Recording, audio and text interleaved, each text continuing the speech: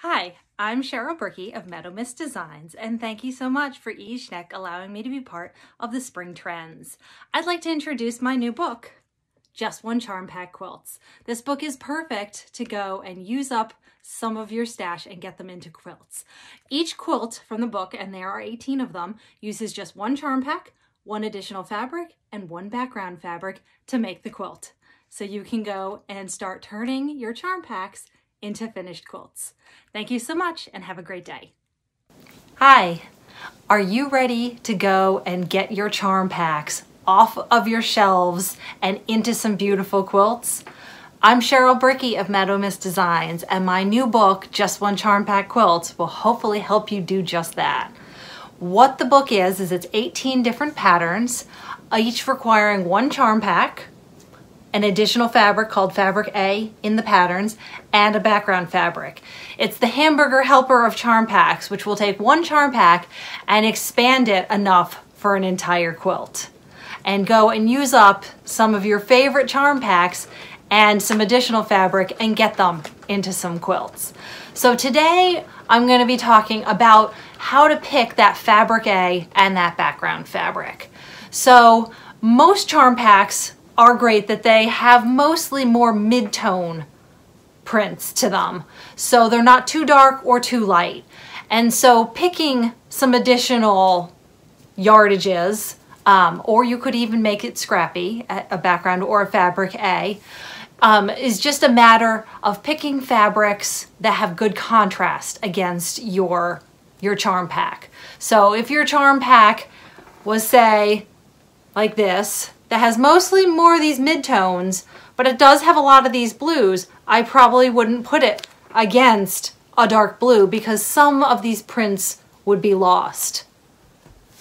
So I'm going to be showing you some examples. There are two cases.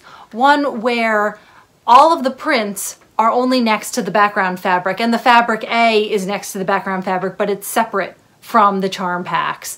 And in this case, this would be one where the charm pack prints are all surrounded by the background, and the fabric A, that additional fabric, never touches the charm packs.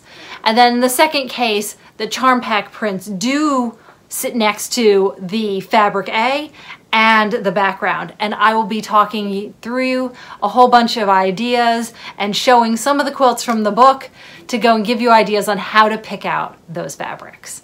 So for the first of the two cases, where the fabric A is not next to any of the charm pack prints, we're going to look at Cat's Eye. This version of Cat's Eye was made by Valerie.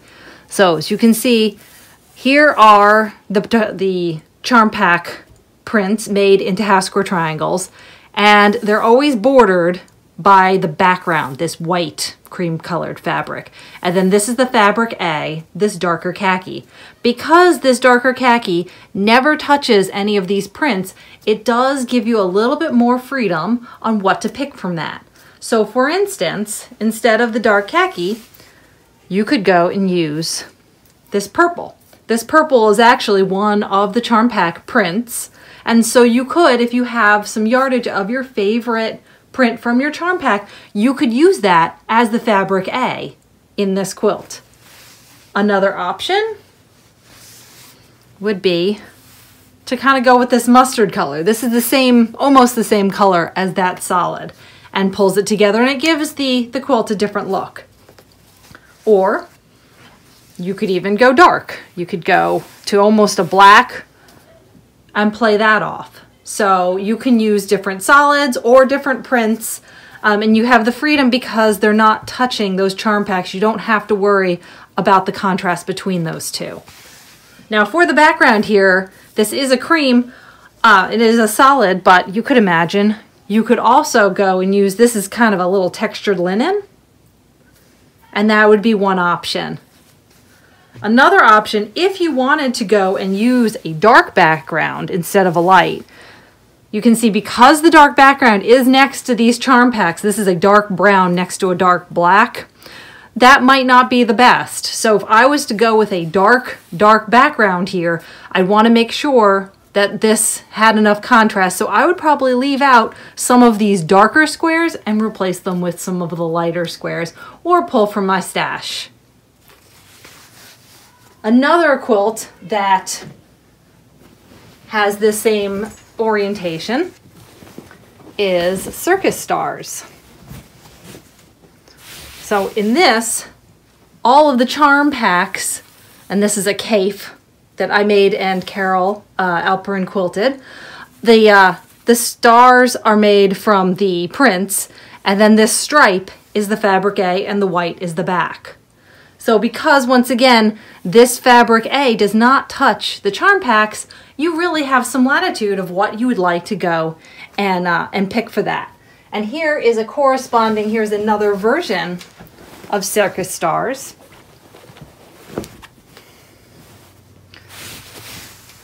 And this was made by Michelle with some Ruby Star charm packs. So here are the prints, and this is a lower contrast, this pink to the white, but it still works because you don't have to worry about the pink contrasting against the charm packs. For the second situation, the charm pack prints are next to both the fabric A and the background fabric. And sometimes the fabric A is actually also next to the background fabric, so there needs to be contrast between all three of those. This quilt is called Windows. I made it with a Layla Boutique charm pack, and it was quilted by Carol Alperin. And here are the prints. The prints are next to the fabric A, which is the white in this case, and the prints are also next to the gray, which is the background. And then the fabric A and the background are also next to each other. So I had to select the prints, the corresponding fabric A and background, to go along with those prints that have good contrast. One other example. This is called Blossom Chain. And these prints were the Sun Print charm pack and by Allison Glass. And so they're bright colors. The fabric A is this white print and the background is a black. So the prints have good contrast with the fabric A and the background, and the fabric A and the background also have good contrast with each other.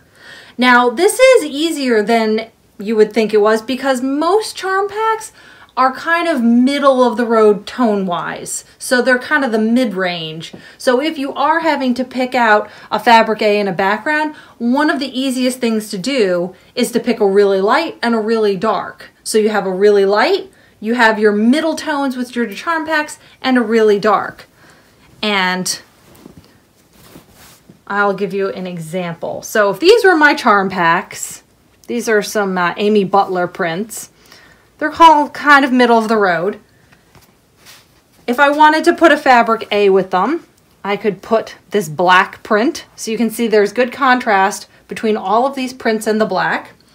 And then for the background, I could use a white solid or this print. So you can see that these are kind of the mid-range, and they have good contrast against the black, and they have good contrast against the white. So this would be successful if those situations were some of the quilts where the fabric A is next to the charm packs.